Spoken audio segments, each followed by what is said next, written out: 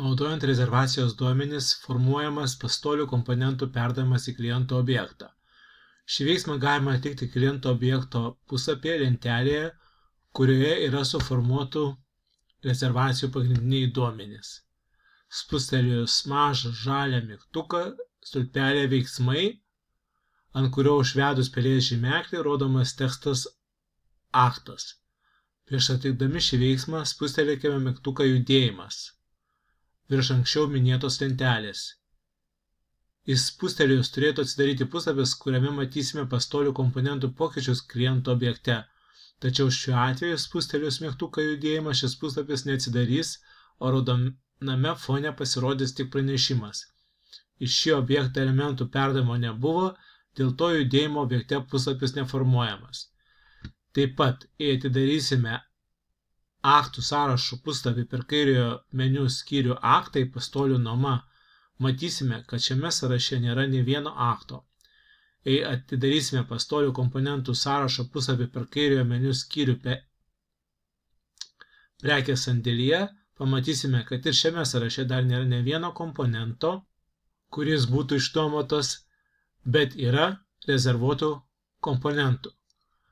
Grįžtame į kliento objekto duomenų redagavimo puslapį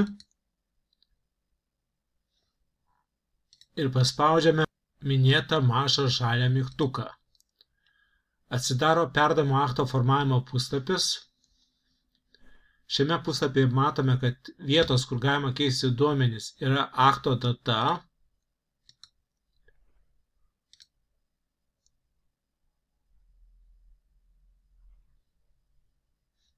ir žymimieji langeliai pastolių komponento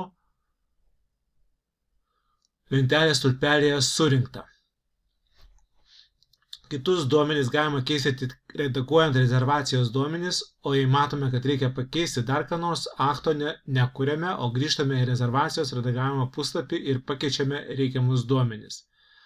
Rezervacijos duomenis gali redaguoti tik programos vartotojas turintis administratoriaus teises.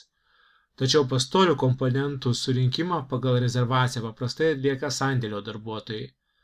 Tam, kad būtų lengviau matyti, kurie komponentai jau surinkti, bei kad 2 ar daugiau sandėlio darbuotojų galėtų vienu metu surinkinėti komponentus pagal tą pačią rezervaciją, naudojami žymimieji langeliai pastolių lentelės stulpelėje surinkta.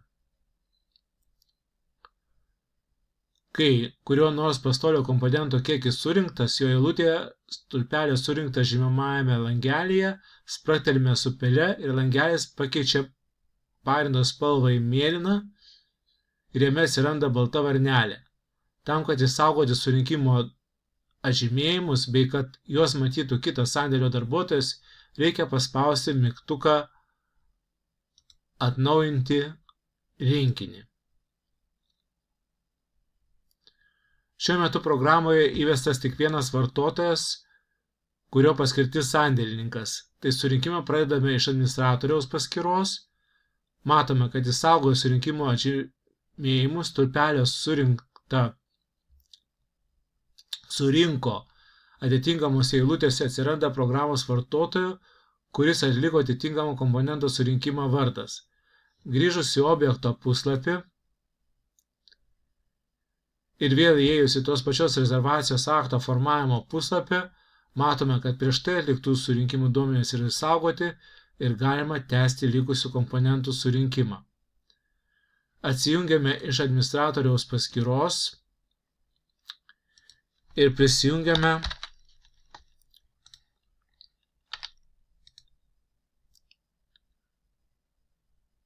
su sandėlininko paskyra. Einame į objekto testinis objektas 2 puslapį. Matome, kad lentelė rezervacijos yra viena rezervacija, o stulpelė veiksmai, peržiūros ir akto formavimo mygtukai. Rezervacijos redagavimo mygtuko nėra, nes sandėlininko paskirtį turintis programos vartotojai negali redaguoti rezervacijų. Rezervacijos eilutėje spustelėme pele žalią mygtuką ir atveriame rezervacijos formavimo puslapį. Matome, kad prieš tai atliktų surinkimų duomenys yra išsaugoti. Matome, kas atliko ankstesnius surinkimus ir galima tęsti likusių komponentų surinkimą. Atžymime likusių pastolių komponentų surinkimą ir paspaudžiame mygtuką atnaujinti rinkinį. Kai visi komponentai surinkti ir įvesta teisinga akto data,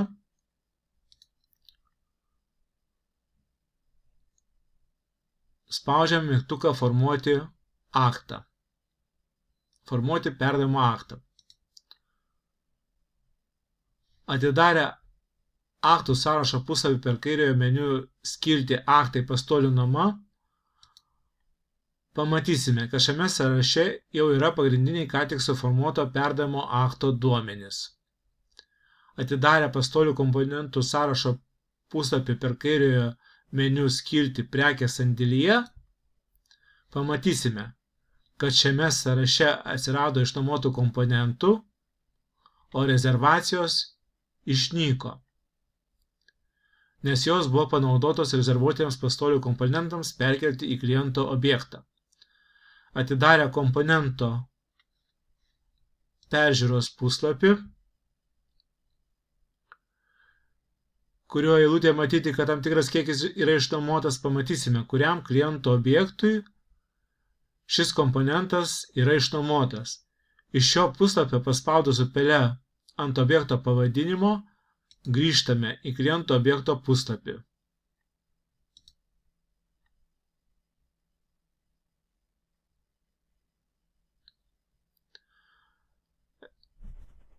Rezervacijos lentelėje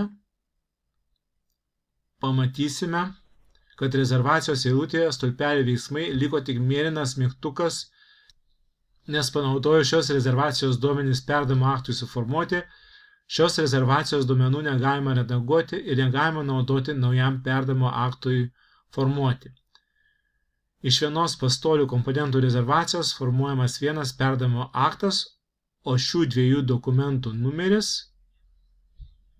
yra vienodas.